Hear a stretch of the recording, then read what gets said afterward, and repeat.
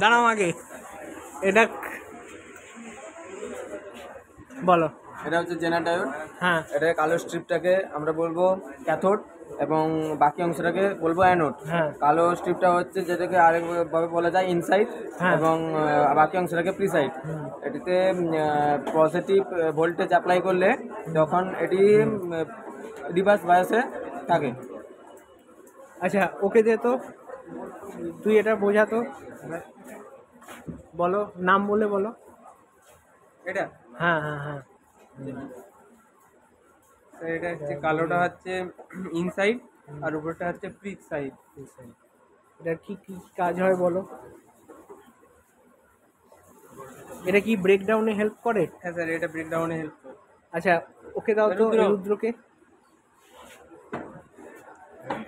এই কালোটা হচ্ছে এখানে হচ্ছে এন সাইড আর এটাই হচ্ছে পি সাইড। হ্যাঁ এর কি কাজ?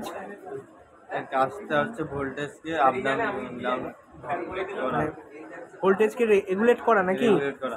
ঠিক আছে ওকে দিয়ে দাও। এটা কি কি কাজ হয়? এটা ব্রেকডাউন করে মানে ভোল্টেজকে।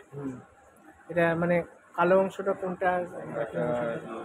লেফট সাইড, কালো অংশটাকে কি এন সাইড বলে? N side.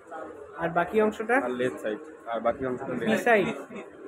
P side. P side. এটার কাজ কি হয় বলো? এর কাজ হচ্ছে বিদ্যুৎকে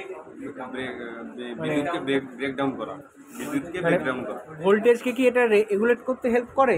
হ্যাঁ।